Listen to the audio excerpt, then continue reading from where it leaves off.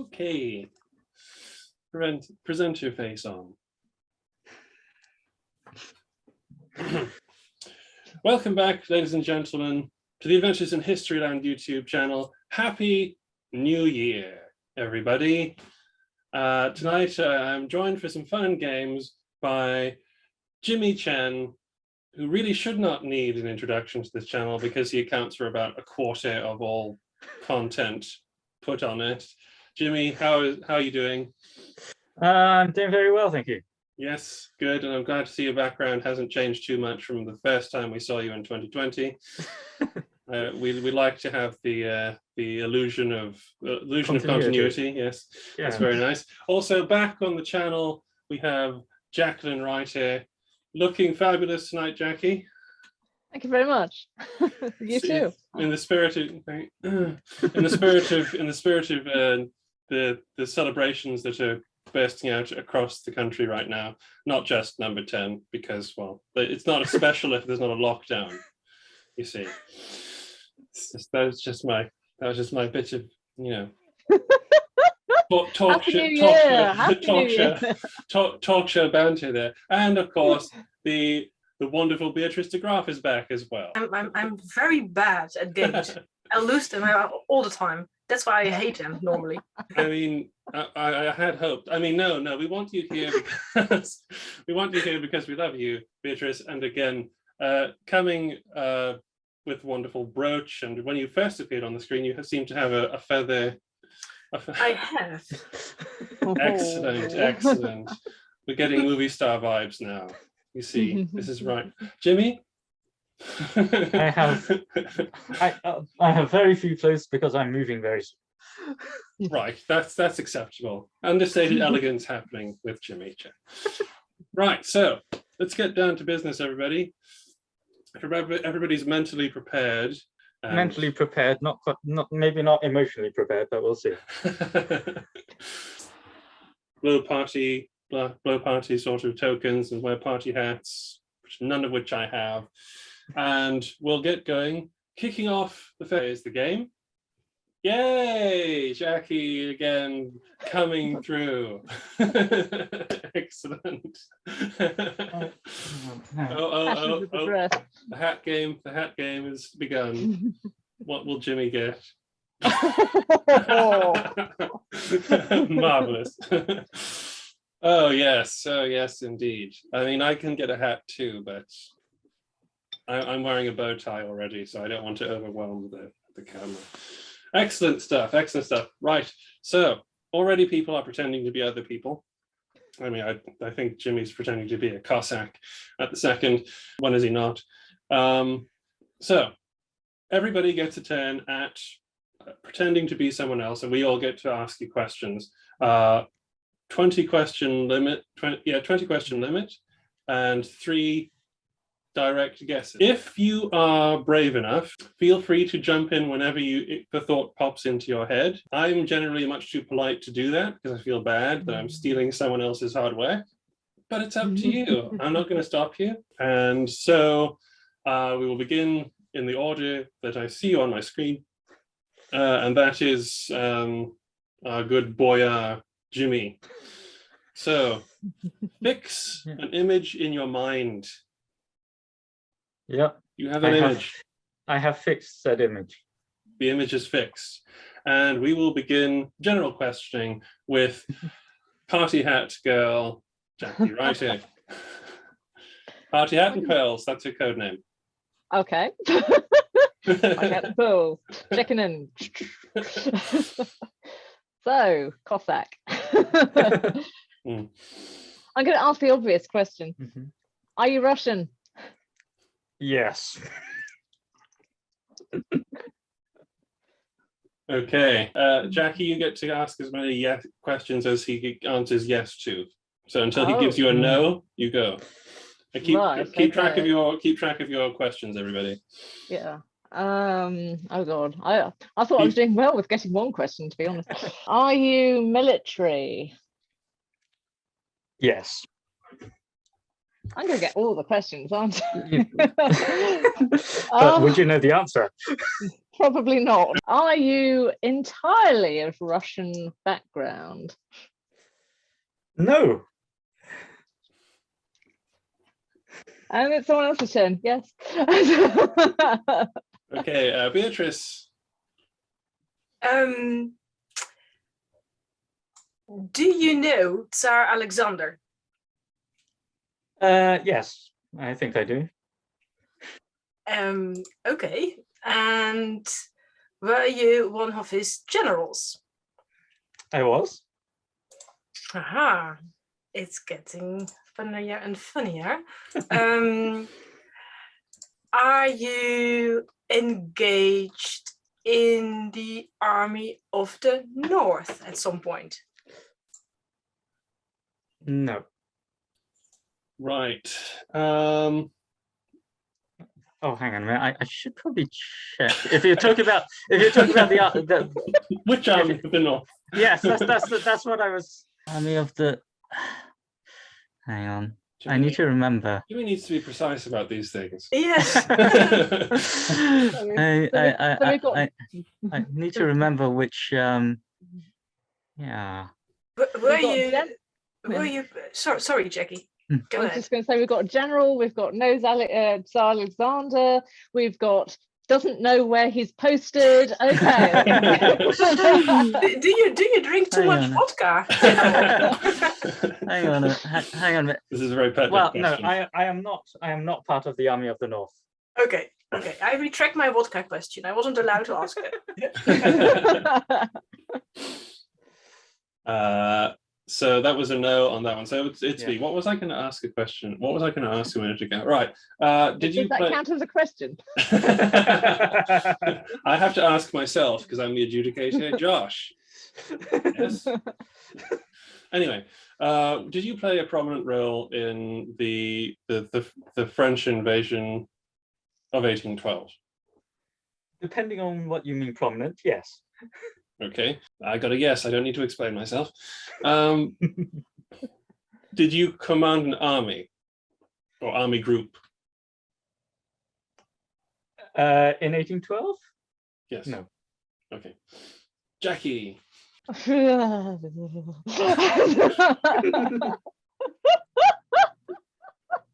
Oh, I'm totally stabbing in the dark here because Russia, not my thing.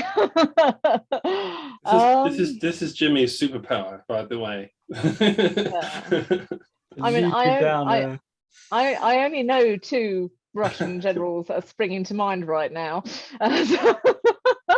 I could just ask, does your name begin with a B? No. It rules out two generals. Oh yes, it does indeed. Yes, it rules out two generals and technically a chief of staff. Was he very famous in Russia at the time? That's my question. That's a rather subjective question to answer. I brought an excellent group of inquisitors tonight, Jimmy. So you really had to know your subject, which is why I'm going to fail miserably later. I mean, he was not as famous in 1812 than he was later on. Yes. And was he perhaps? Oh, hang on a second. Yeah. Was he entirely non-Russian? Were his parents from completely other countries? This is a difficult question to answer. I'm going to say. You do know who this man is, right? I do know who this man is, but you do realize that the Russian Empire and what Russia is now are two different things. It's either yes or no, and either of those answers are going to land me in trouble with half of the world. Oh my word. It's interesting. It must be Ukraine. It must be someone from the Ukraine. I think that really lands him in trouble. It's possible, yeah. Claims it to be. Yeah.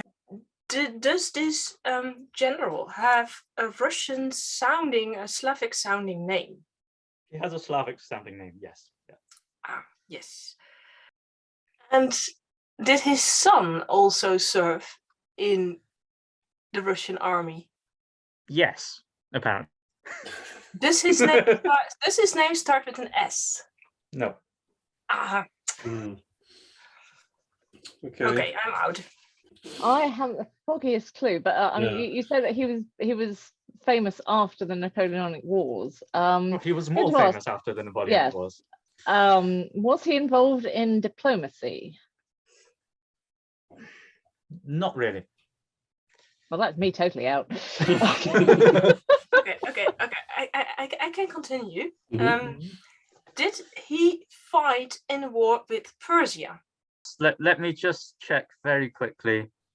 Because we wouldn't want to mislead any of the audience, the second who are Exactly. learning, Yes, learning yes, so much from yes. this. Yes, He did. he did. Did he also survive really serious wounds? Yeah, they all did, of course. So that's not. Well, yes. That's question. I mean, yes. I presume he did at some point in his life. Did he live on very long after 1815? After 1815, he lived on, longer than some generals lived their whole lives. So yes, I'm going to go for yes. Okay. See how long- Was he the scourge of the Caucasus? He was not. Ah, okay. Hmm. Was he at the Battle of Borodino? He was. Did you play a rather important role in that battle? I mean, again, There it was- depends on how you. Was there a moment in the battle that he took part in around the Great Redoubt? I mean, he was, yes, at some point in the battle, he was around the Great Redoubt, yes. It's not what I was not as emphatic as I was looking for. Is it Yermolov? No, Yeah, because he did get his photograph taken. But, he did. okay, it's not Yermolov. He was also the scourge of the Caucasus, which is, so two of you. I forget how many scourges of the Caucasus there were, because I mean most of them ended up. Oh, I mean, there are 2,000 or so Russian generals. So I mean, I don't know all those Russian generals. Alexander Makaberich, he should be here. He could help us. I know, but he's probably, I don't know, he's probably having his own quiz tonight. Okay, Jackie, you got anything for us? The only, I mean, I genuinely have nothing, which is either. So my question is he still alive? Please say no. He's not a tortoise who serves as Russian general. That is the most artful way of saying pass that I have seen. I can also say pass if that helps. Any ideas, Beatrice? It's not Yermolov, it's not Kutuzov, it's not Bagration, it's not Barclay de Tolly. I mean, as I said, there's still more, over 1,000, but I'm not familiar with all of them. And Karl von Clausewitz was there, but that's not a Russian name, and he was a colonel. So and he did become famous, but that's not correct either. So he was at the Borodino. Was he a prince? He was a prince at some point in his life, yes. He was a prince at some point in his life. And did he fight in 1814 as well? He did fight in 1814. Did he enter the Netherlands? I don't think he did. This is really hard. I thought. I mean, I thought I'd make things easier putting a Russian general up. Apparently not. There's nothing which suggests that he was in the Netherlands. No. No, there were not that many, and they started, I think. So I guess it's Josh's turn now. Yes.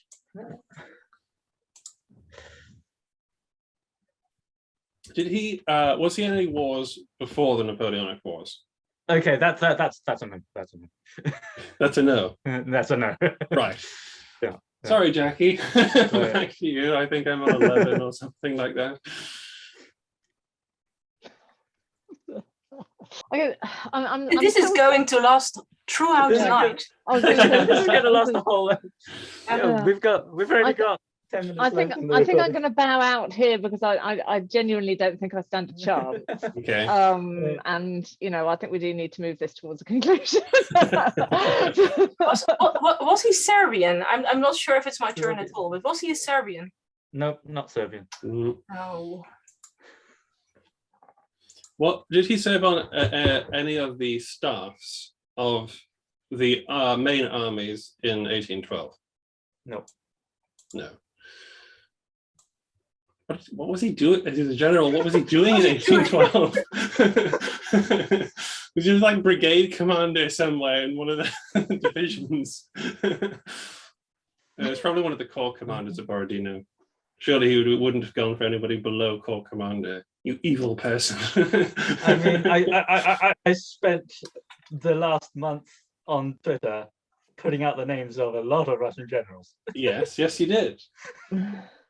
Not necessarily helpful to this problem. Everyone goes to Jimmy's Twitter feed. I should have Most of it- reread War and Peace. Yeah, Is same. he in War and Peace? Was it? Well, that's a good question to which I do not know the answer. Okay, what did you mention him in your advent calendar? Yes. Right. Now, Jackie and Beatrice both have three guesses left. So if you eliminate the ones beginning with B, you might be able to get it. Okay. All right. Well, I don't think we're going to get this with the amount of questions left. So, all right, Jimmy, you win. We bow. We bow to your encyclopedic knowledge of brigade commanders in the Russian army. So the person in question was commander of the 26th Division in 1812. You know, I almost General- took a shot at him. Actually, I almost took. General Ivan Fyodorovich Paskievich. I almost took a shot at Paskievich because I just know I know we've talked about him a lot. I wouldn't No. have guessed. I can't say I met the chap.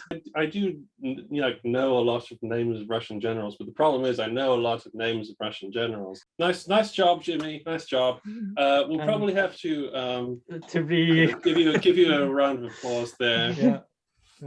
Look up the other video about Russian generals to find out what Ivan Paskievich did in his life. Yeah, and I've also translated his memoirs for the record. Oh yes, of course you have. Oh, I should have thought of that. Oh, darn. Oh well. This just shows how little we know Jimmy, really. We're back after those messages from Napoleonic impressions.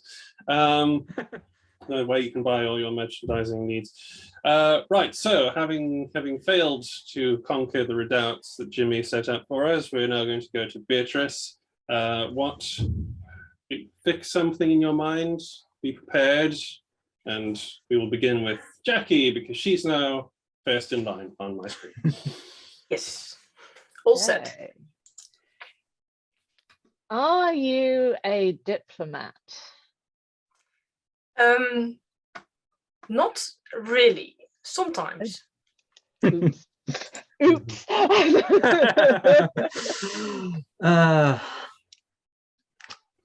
Are you Western European? Yes, I am. Okay. Although, yes, I am. But I wasn't. This is difficult. I am not born in Western Europe, but from a Western European descendancy. Oh, Oh, whoa. Spicy. this has got very interesting indeed. So it counts. It counts as a yes. Yes. Okay. Huh. So what? Okay. Okay. Is your ancestry Dutch? No, that would have been Might too as- easy. Sorry. Might as well get that one, but Okay. Are you a man? Yes, I mean, I was going to go with a woman, but I only recently did 2 women, so I thought I'm going to pick this one this time, and he's a man. Okay, he's a man. He's a man. Are you a prominent figure in the Napoleonic Wars? Yes, you could say so. Okay. The pressure builds when it's sort of Relatively prominent, not right. not top of the bill, but still. A known name. Sorry. A known name. Yes. Were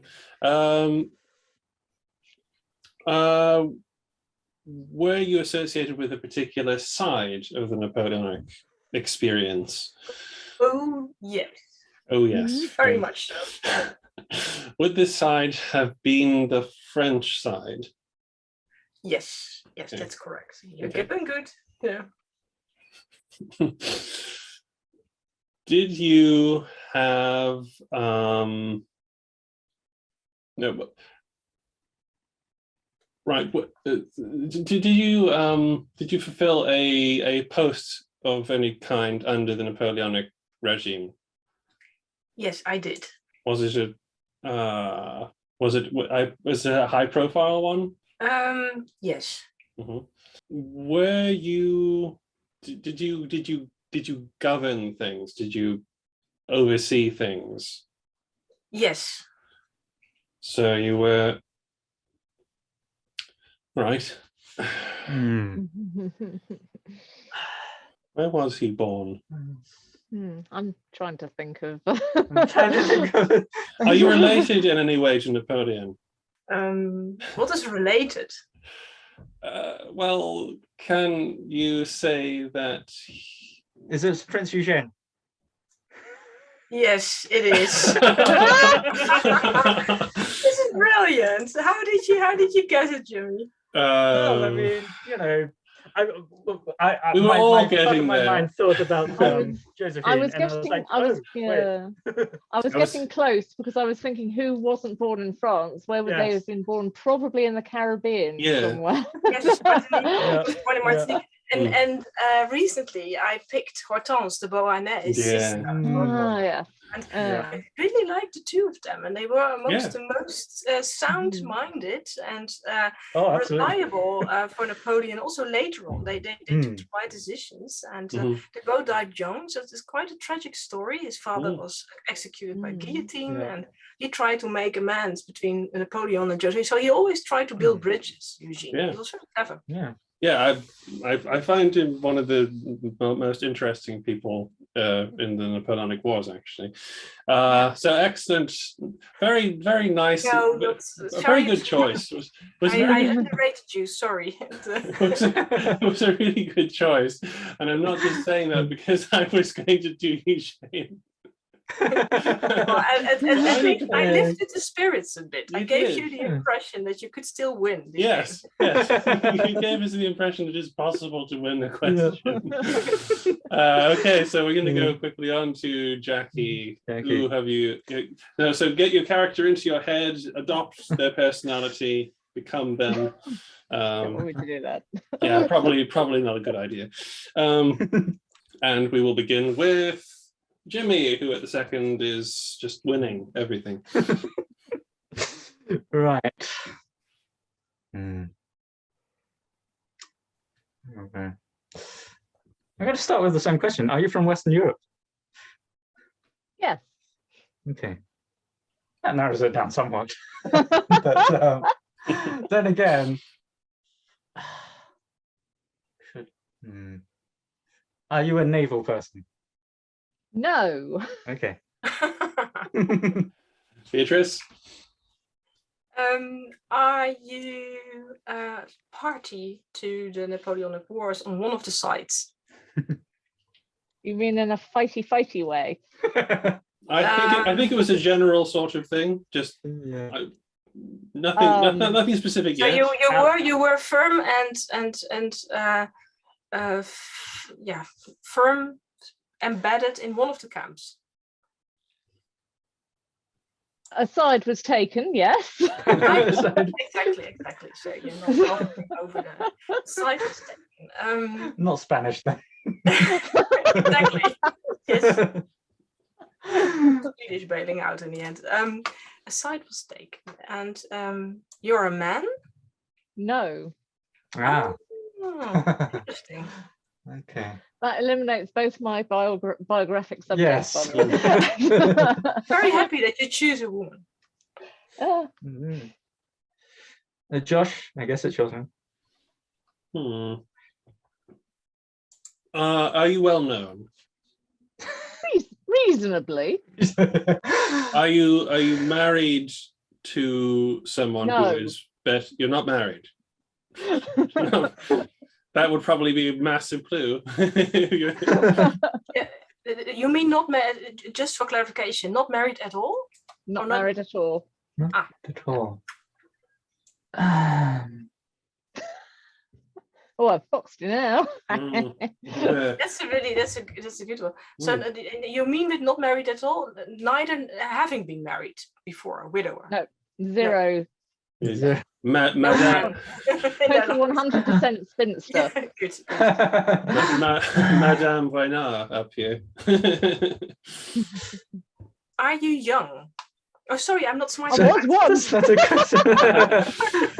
Technically, yeah, technically it is Jimmy's turn, but Sorry, I was taken away. Yeah. Is it my turn? Okay. I think so. Not- I mean, you have 20 and you've only used like one so far. So This is true. I haven't been keeping count. Right. Did you have a famous father?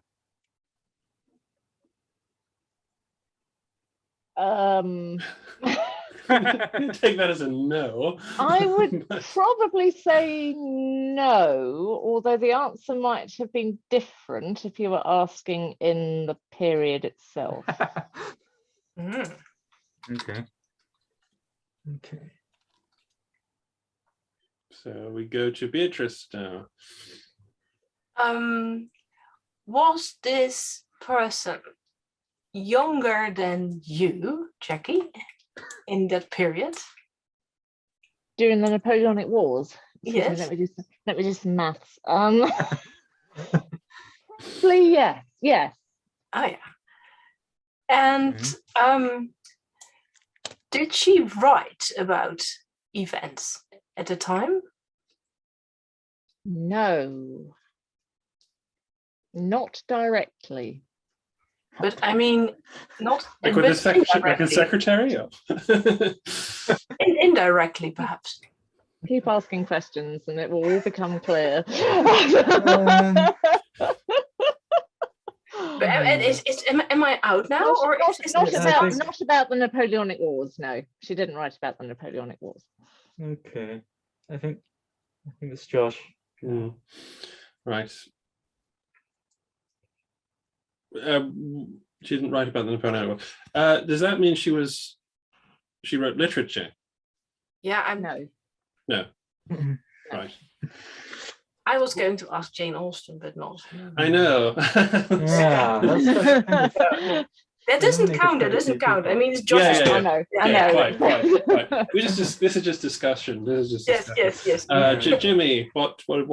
We have a very mysterious subject before us, who does not seem to have done anything. So, was she famous or well known at the time, or did we already ask that question? I forgot. I think Jimmy asked. I think I asked if she was well known.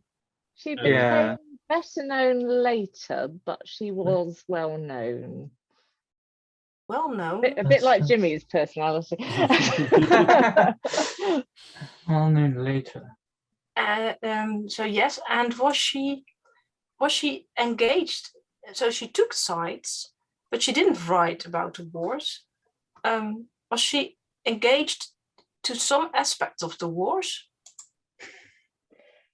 Well, yes. But I want to continue, of course. Yeah. No fighting involved, obviously. Was she engaged?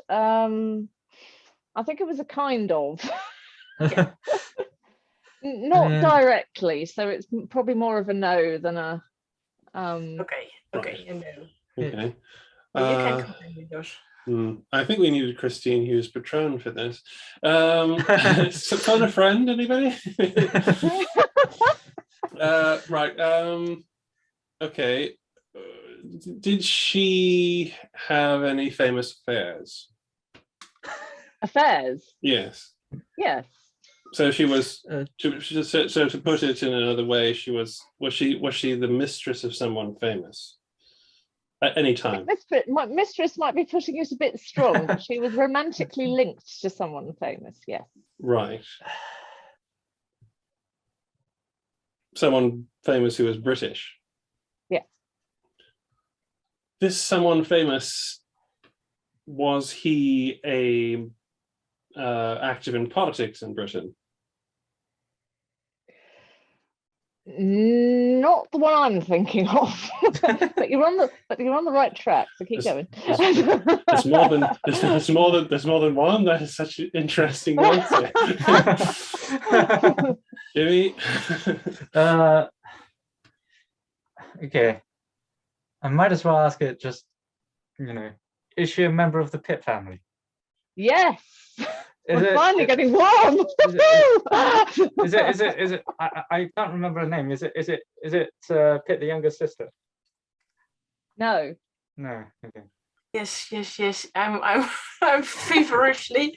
I'm cheating. I'm looking up the internet now. Yeah, but I'm not so well known married in the Pitt family as you are, Jackie. So I'm not friends with them. So I don't know all their habits and their spinster sisters. I'm just trying to see where my copy of The Late Lord is at the second. she is in The Late Lord, indeed. Oh, yes. Oh. Did she travel a lot, Jackie? Yes. Is she Lady Hester Stanhope? She is. Oh, that's such an excellent choice. Nice one. This is a lovely one. Going to go with that at some point. Yeah.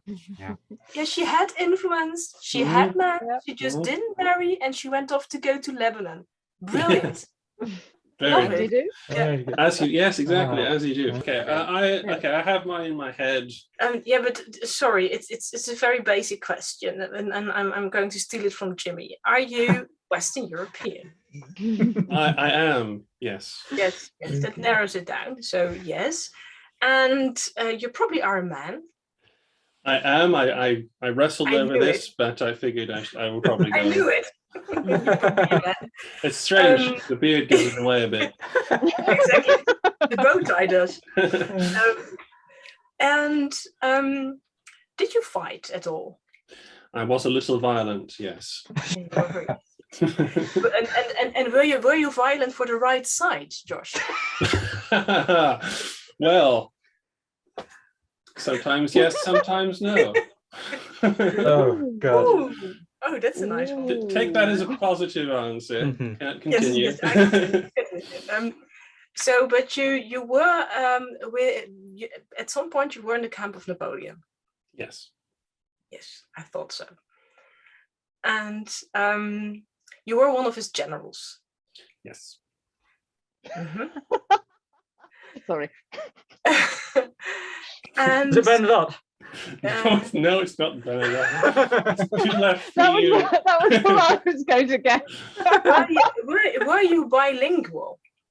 I believe I was. Yes. I'm not sure if that's much of an admission. I'm going to shout it. Are you Marshal Ney? Sadly not.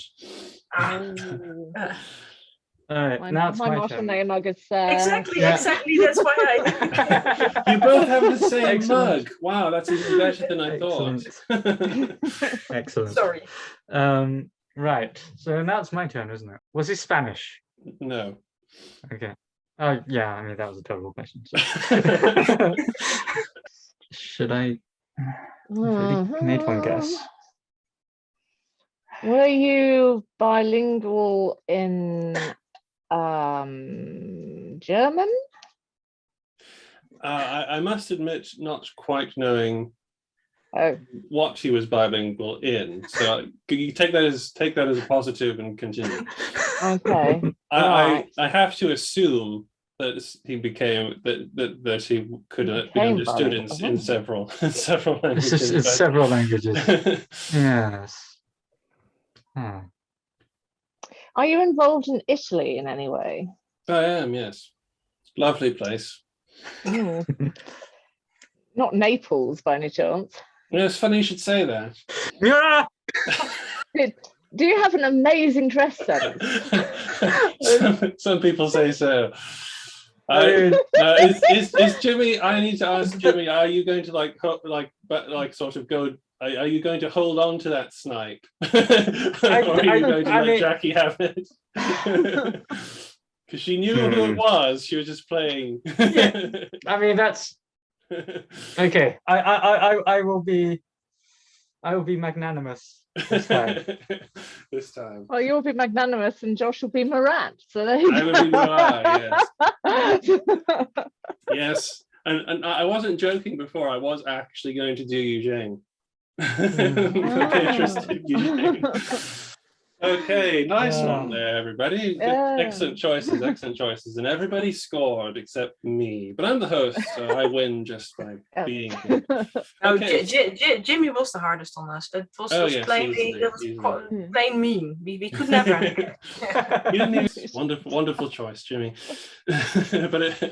but yes, so everybody has scored. You're all winners here for this. So what facts have you managed to dig up for the viewing audience to just join the two sides of these games together? Beatrice? Yes. Well, I wasn't able to retrieve the exact document, but as you know, the Netherlands didn't always have the excellent state of dikes and infrastructure that we have now. So there were plenty of floodings and water-related crises in the earlier centuries. And after 1815, there was a huge flood, and many people also died during the floods. And money was collected and donated, and both Castlereagh and Wellington, we found out through a friend of mine, Lotte Jensen, who works on the history of floodings and solidarity in the Netherlands. And she found out that Wellington and Castlereagh both donated a massive sum of money, and must have been somewhere in the 1820s. So, which is really a fun fact, but also a nice fact and a generous fact. They didn't need to do that, and they did. So it was really, their relation to the Netherlands went even beyond the Napoleonic Wars. Charitable donations. That's what we like to have in the Napoleonic heroes. Yes, lovely, Beatrice. Who's next? Jackie, what have you brought to the table? Any charitable donations? It gave me an excuse to go back to my notes and to find out what exactly Popham was doing at the in the new year throughout his life. And I've chosen 4 years of his life to talk about. And I'm going to call this talk, which is going to be very short, A Very Popham New Year, because obviously that's what you have to call it. So I've covered the years from 1804 to 1808, because to me, those showed why Popham is so fascinating and why I'm writing a book about him, basically. So in 1804, January, where was Popham? He was in London. He was unemployed. He was waiting for the Navy Board to rule on whether or not he'd spent far more than he ought to have done on his previous ship, HMS Romney. He couldn't be re-employed until the Navy Board had cleared his books. So he's sitting kicking his heels a bit. But he's trying to be elected to Parliament because he's Popham and he can't just sit there kicking his heels. So he's writing whether there might be an opportunity coming in for the borough of Oakhampton, and worrying that the First Lord of the Admiralty, Lord St. Vincent, is going to block him because obviously Popham is persecuted every minute of his life, particularly by Lord St. Vincent. So far, so typical Popham. A year later, January 1805, fast forward, the Romney affair is still rumbling on. In fact, it's about to come before Parliament, and Popham at least is now employed again. he's got a new ship, HMS Diadem, and he's fitting it out with carronades because he has to have the tip-top new technology and everything, particularly if he's invented it, which he hadn't done with the carronades, so I'm sure he was really sore about that. Fast forward another year, January 1806, Popham is still on the Diadem. His name has now been cleared in Parliament regarding his overspending on the Romney. In fact, Popham is just arriving off Cape Town with a squadron and 5,000 British troops under his old friend from the Red Sea, General Baird. Within 2 weeks, the British have taken Cape Town from the Dutch, and Popham is writing home to the First Lord of the Admiralty, now Lord Melville, hoping to return soon to London and have a place on the Navy Board. Except that's not what happens. Fast forward another year, 1807. Popham doesn't go home. Who knew? He completely randomly decides to launch a spectacularly unsuccessful invasion of Spain's holdings in South America. So obviously in January 1807, he's on his way back to London, knowing he's likely to be court-martialed when he gets back for leaving Cape Town and being personally responsible for the capture of about 1,800 British soldiers. There's never a dull moment of researching Popham, I assure you. So the very first day of 1807 finds him writing to the Admiralty, requesting copies of letters likely to be brought in evidence against him. Fast forward again, January 1808, the last year I'm going to talk about. Having left our hero about to be court-martialed for something of which he's, let's be honest here, totally guilty. 1808 will find him obviously kicked out of the Navy and possibly locked up in prison, right? No, it doesn't. On the 8th of January 1808, our man is being made a freeman of the Corporation of London at Merchant Taylor's Hall, receiving a jewelled sword from the Lord Mayor for what he did in South America. Because obviously Popham's brief jaunt to Buenos Aires was intended to give British trade a super boost, so therefore that makes everything else okay.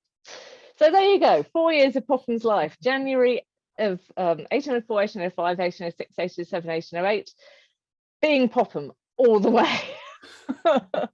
And that's my story. Amazing. What a man, what a man. You know, globe-trotting man. Don't get many of them around anymore. Okay, maybe thankfully. The luck that guy had. I'm looking forward to the book, Jackie. Jimmy, what have you got? Me too. Okay. So mine has nothing to do with the Napoleonic Wars, but mine is something both to do with the Navy and with the Netherlands. So, or partly to do with the Netherlands. So,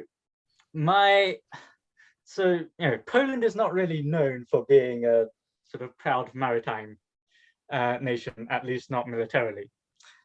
But the most famous Polish naval victory happened over the Swedes at Oliva in 1627. Their commander-in-chief was a Dutchman called Arend Dickman, who had been the captain of a commercial ship and had basically joined the Navy, the Polish-Lithuanian Navy the previous year. It was his first battle, and he was killed near the end. There were no enemy ships close by, so it was probably by friendly fire.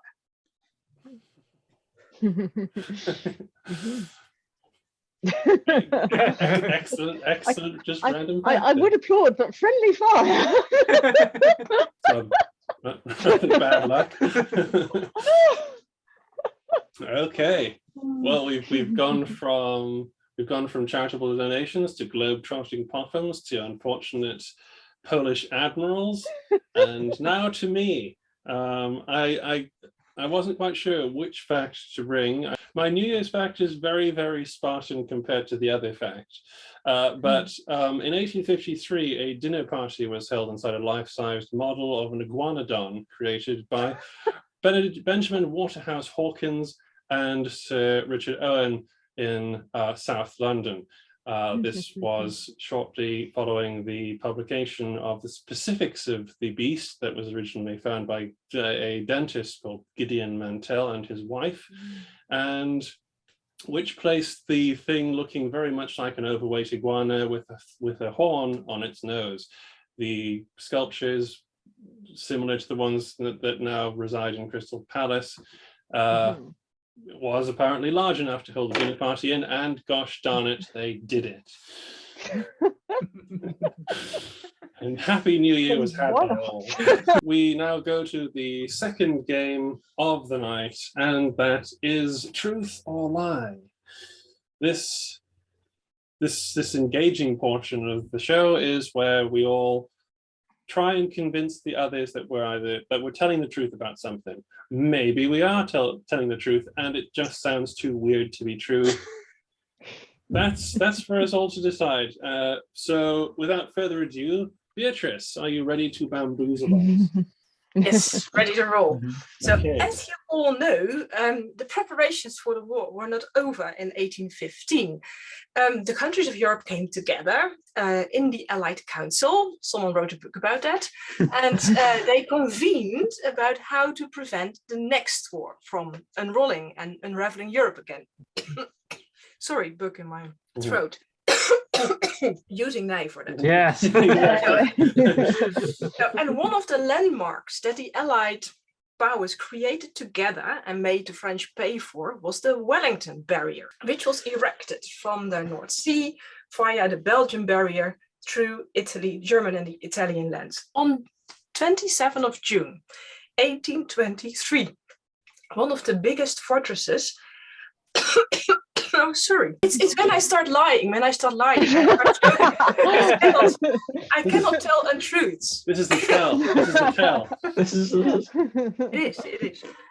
On the 27th of June, 1823, all the inhabitants were standing on the slopes of the fortress, and they had set up a beautiful decorated tent because the king was going, King William I, together with his colonel and with the Duke of Wellington. They were going to visit the fortresses and the completion of the fortresses, and to celebrate the completion of the passageways, the fortified chambers, the casemates, which had all been dug years before at the hillside and were secured with skillful geometric masonry.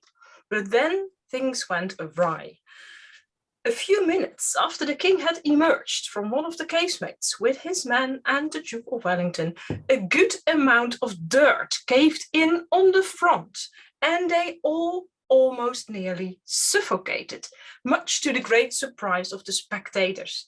The landslide caused a good deal of hilarity amongst the onlookers, but the king and the duke were not amused. They were offered a skillfully carved stone with the names and the dates on it to install in a prepared opening, but they were so angry they throw it away. And until the present day, during the carnival in this specific Belgian town, the citizens of Oudenaarde still conduct a game that they search for the royal stone, which disappeared in the commotion of the landslide and has never surfaced again. Wow. This is the story. That is. So is it true or is it a lie? It was very well told. I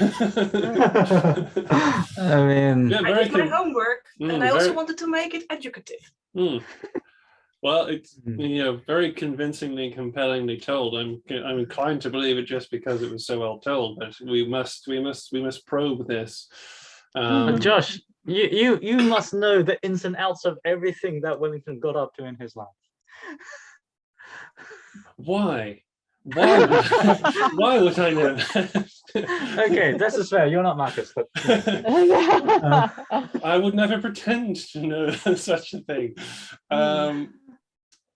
I mean, it has to be said, an awful lot of things did happen to the Duke of Wellington, and it is actually quite plausible that obviously the landslide of debt did cause commotion because these sorts of events were apparently just beset by these sorts of problems. I can give you another detail.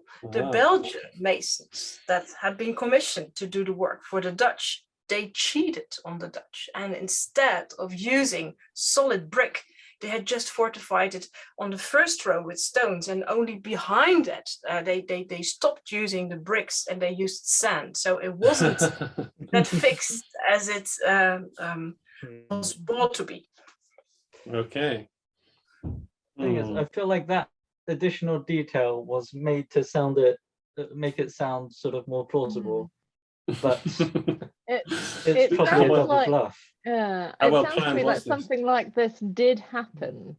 I'm just wondering whether it happened at this particular moment in time. Yeah. I'm just wondering, when did the Wellington lines become known as the Wellington lines? Was it contemporary? Yes, it was already contemporary, pretty early on, already in the late 1815, when Wellington was the one who oversaw. He was overseeing the fortification funds, so all the French money from the reparation went into the funds, and Wellington was the one overseeing it all. That makes sense. Yeah. Right. Well, I'll kick things off and say, if somebody told me that just in conversation, as just sort of, oh, did you know that this happened? I would see no problem in believing it. So I think it's the truth. Jackie? I think it's a lie. I think it's a white lie. I think that it is based on something. A Bourbon lie. But I'm not sure it happened to Wellington. That's all I'm going to say. I mean, I've never heard of it happening to Wellington, but I think it could happen. I think it's convincing. It's a convincing lie if it is one. So I still think it's I'll stick it that is the truth. I agree with Jackie, and I think it's a lie. Well, you're all right. I mean, and then in the end, it is well. Everything I told is true, but Wellington only visited the fortress just a bit later. So this landslide and the stone that went missing and the king who became angry, that was the 27th of June, 1823. And Wellington was there with the king. The king always accompanied him when Wellington was there, but this time Wellington wasn't there. He'd been just before that and right after that. So he missed the landslide, but it did happen. And Wellington was there, but not just not during the landslide. Yeah. Excellent. This is almost exactly what I did to Marcus, Robbie, and Andy. By the way, I basically gave them two truths, and they all chose one as a lie and one as a truth. Jackie, you're right. I think Wellington would have made a good story out of it in his later life. I would have heard about it in his biography somewhere. This is true. Well, yes, well reasoned. A lot about the Wellington barrier is not in all of the biographies. It's not in your. That's true, actually. That's why I was so lucky to write it down. Of course, I had something that the leftovers from still there. Yeah. Absolutely. Okay. So well played, Beatrice, for bamboozling us so well. Well, we'll go next to Jimmy then. Jimmy, what do you have? What obscure Russian Slavic thing? Okay. In the late 13th century, a Bulgarian peasant led a powerful peasant uprising which brought him to power after he killed the ruling Tsar, Tsar Constantine, during a battle, and married his wife, who was a former Byzantine princess. He was recognized as Tsar in 1278, but lost power the following year when he was defeated by a Mongol army and a Byzantine-backed candidate who took the throne. He then defeated the new Tsar in battle, but was unable to take the capital of Tarnovo, so sought out a Mongol alliance. During these negotiations, he was murdered by the Mongol Khan, and he is known to history as Ivailo the Cabbage.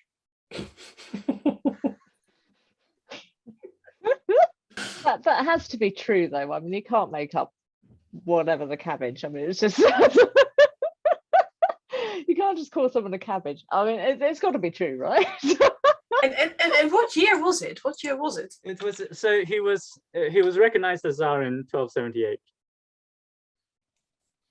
1278? Yeah. Yeah.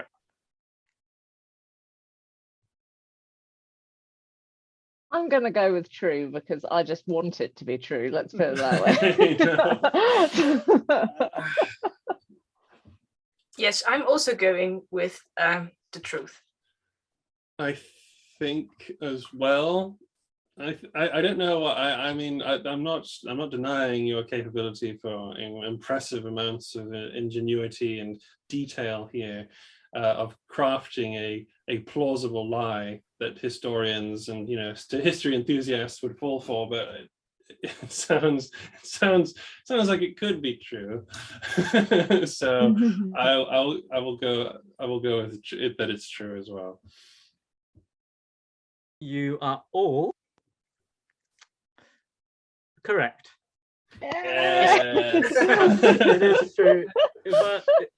Ivalo is considered the first successful peasant uprising in medieval Europe, and the only other similar case is False Dimitri in Russia in 1605-06. Otherwise, there seems to have been no successful peasant uprising in Europe. Wow. But both only lasted a year on the throne. Yeah. Unlike in China, where two peasants actually founded dynasties. Yeah. Made a few records there. Okay, well, that was successful. Well done, everybody. we managed to defeat Jimmy. Slightly too obvious a truth. Well, I mean, Too outlandish a truth. Yeah, the cabbage was kind of difficult to believe. Wasn't true in a weird way. Also, you threw in a lot of specific dates that I was thinking, my goodness, he must have spent hours on this if it's a lie. I mean, I have been to Bulgaria, so yeah. Okay, right. My turn then. Or maybe no, I've been going last. I've been going last so far. No, let us be traditional. Come on, Jackie, you're wearing the crown. Okay. You go next. I'll go last. I'm the host. I'm supposed to go last. Well, I've actually got two stories. They're both true to an extent. I'm going to tell you that right now. So we have but to choose I have been a little creative with one of them. And you had to decide which it is that I've been creative with. And so I chose two because I've got two people I write about, right? So one's about John and one's about Popham. Both people with slightly outlandish aspects to their lives. So, and this is set in 1810 during the Walcheren inquiry after the failure of the Walcheren expedition. And the Earl of Chatham was called to give evidence before the All House of Commons Committee, which was investigating into the disaster. He appeared twice, and this occurred on the second occasion. Because it was a committee of the whole House, this meant that any MP was entitled to ask questions of the witnesses. Normally, these questions were quite straightforward, but on this occasion, there was trouble. Sir John Fuller, MP for Sussex, whom Prime Minister Spencer Perceval rather charitably thought was drunk, was annoyed when several off-topic questions of his were ignored. When told by the president of the committee, Sir John Anstruther, to sit down, Fuller shouted, "God damn me, so I have as much right to be heard as any man who is paid for filling the place he holds." Whereupon there was probably a in the audience. The committee session was interrupted to bring back the speaker, and Fuller's words entered into the House of Commons journal. The speaker rose to name the member who had used such unparliamentary language. Then, as now, members were never referred to by their names, but by their constituencies, and this was effectively the first warning before disciplinary action. Fuller replied, "You need not be diffident. I am Jack Fuller." The recalcitrant MP was forced to leave the House. While the Commons was voting whether or not to have him taken into custody, however, Fuller burst back in, shouting that the Speaker, whom he called the insignificant little fellow in the wig, had no power to imprison him. A full-on fight ensued, during which Fuller kicked over the Earl of Chatham's chair and was at length removed with difficulty by the Sergeant-at-Arms and 4 house messengers. That's story number 1. Story number 2. As we all know, Sir Hume Popham had a reputation for not being where he was supposed to be. The most famous instance of this was when he led an invasion of the Rio de la Plata in 1806, when he really was supposed to have been cruising off Cape Town. This wasn't his first offence.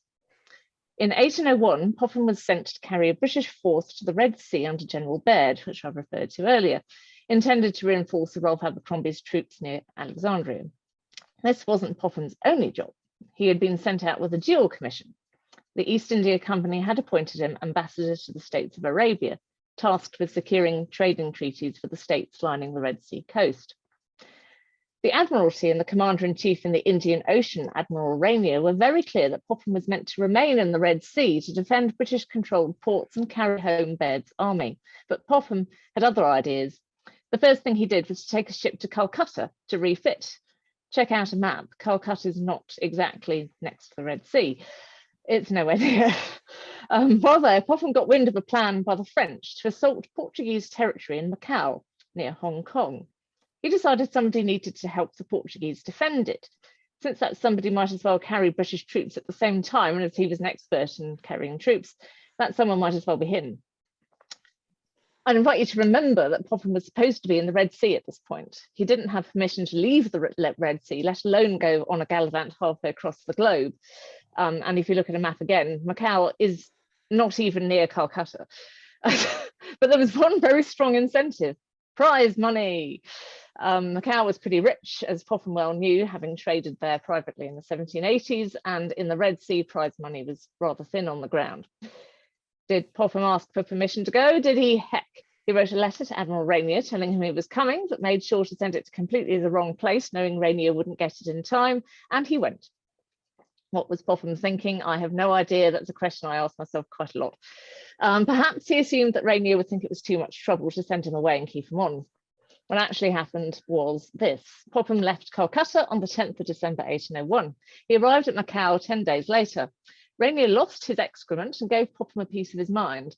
By January 1802, Popham was back in the Red Sea, having done a pointless round trip of between 7,000 and 8,000 miles. But this wasn't all. Lord Wellesley, the Governor-General of India, was apoplectic. The East India Company's chosen ambassador had, after all, totally gone off without permission, abandoning his post. Wellesley wrote a public letter complaining of the conduct of Sir Whom Popham during his political mission, concluding that, quote, the Governor-General in Council deemed it to be his duty to express his dissent from the policy of Sir Whom Popham's proceeding. Did Popham admit he was in the wrong? What do you think? He drew his usual conclusion in these circumstances and decided he was obviously unfairly persecuted. He wrote to a friend, Lord Wellesley has imbibed some little prejudice or jealousy because I have acted so decidedly. I know confidentially he hates me and any man who has the sense to generate suggestions for the public good and nerves to offer them with spirit. I do have to wonder if Popham ever realised he wouldn't have quite so many enemies if he actually stayed put and did what he was told, but there you go. End of story number 2. One's a lie, one's nearly a lie. One's a lie, one's the truth, and one's nearly a lie. Good grief, Ooh. Jackie. I mean, the setup for the Popham stuff, like a lot of the context was true, but his escapade. I mean, it's nothing I've heard about, but then again, you know, if I don't see it on Jackie's feed, then I'm not going to hear about it. I mean, he definitely did go to the Arabian Gulf coast. Yes. He definitely did do envoy things there, a little. But what he... But she said that it took 10 days to get from Kolkata to Macau, which... I just think this happened, but it happened when he went to Brazil or to South America. I think I sort of came across that story told by Becky at some point where this happened, but to a different continent. Well, that's a very insightful point there. Is this just Buenos Aires repackaged? Actually, I think so. So I would say the first one is true, and the second is kind of misplaced geographically. Yeah, I would agree. Yeah, I would agree with that.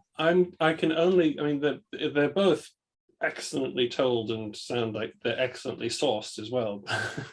A punch up in the House of Commons sounds absolutely believable. Yes. Likewise, especially for that age. Beautiful detail, great detail.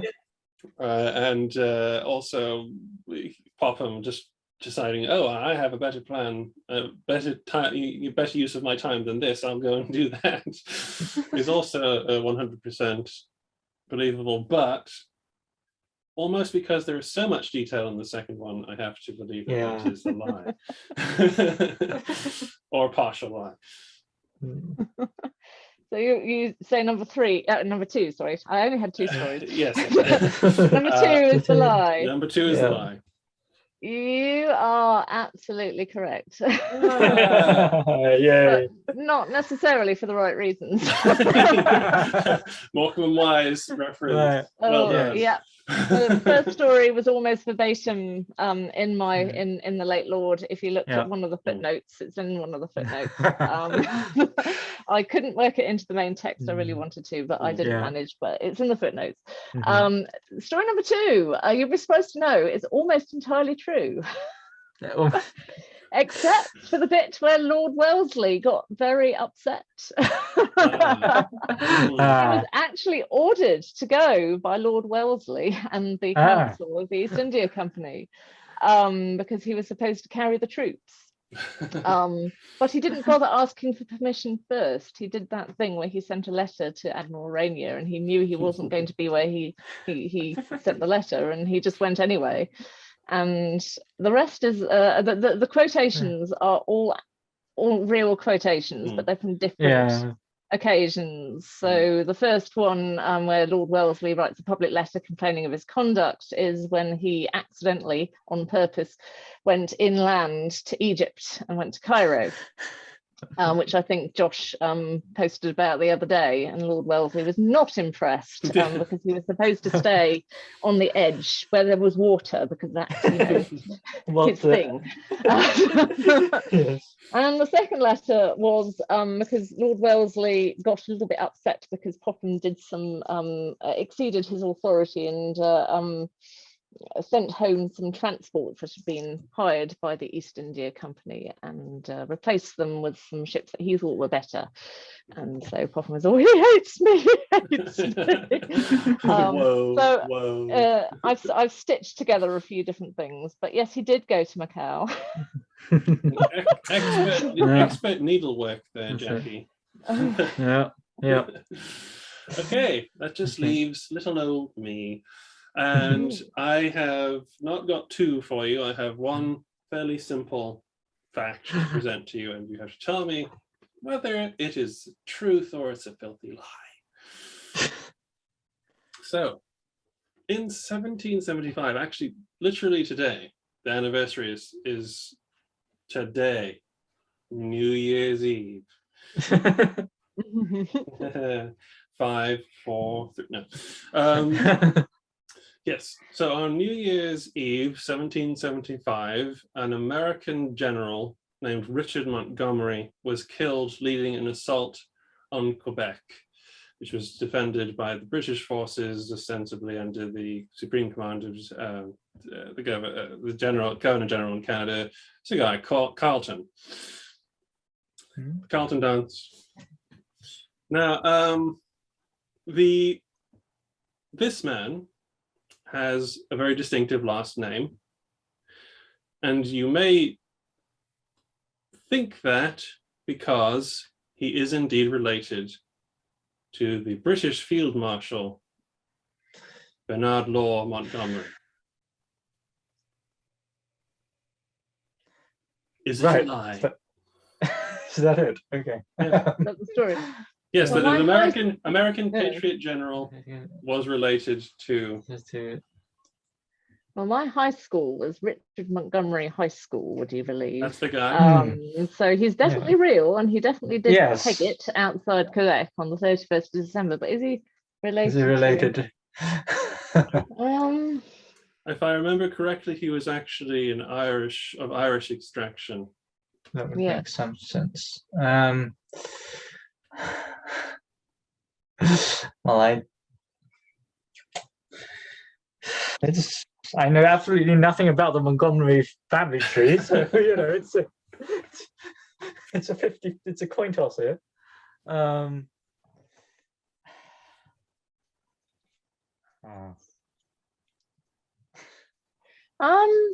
going to go with true.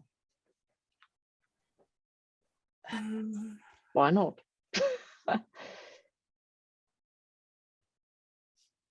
I think he's not related. Okay, one vote to in either direction. I think I'm gonna go with Jackie and say true. 2 truths, 1 lie. Well, I would like to congratulate Beatrice, because it's a filthy lie. I had a feeling. Yeah. To the best of my knowledge, they're not related. Someone in the comments is going to come, actually, he is from 16th cousin. Yeah. So nicely done, Beatrice. I didn't give you all a lot to work with. I was hoping my minimalism would torture you. Well, But- that is true. But you guys, We all should did have asked you. We should have asked you more questions. Yeah, you should have asked me probing questions about who it was related about the family tree. through which Was through which Was it on the line. mother's side or the father's side? I think you already answered that question by saying they had the same name, but there you go.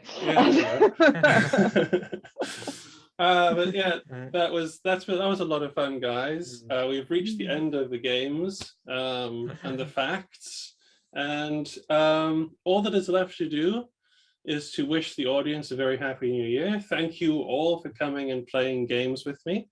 And I honestly hope that we can get to do more silly things in the future. Absolutely. So all the best for the new year to you all. And it'd be fabulous for you all. With many Bring the hats. champagne, Josh. Bring the champagne. Yes. And thank you all for watching. Please like and subscribe, and the same to all of you. Bye, everybody. Bye. Bye bye. Happy New Year. Happy New Year. Happy New Year.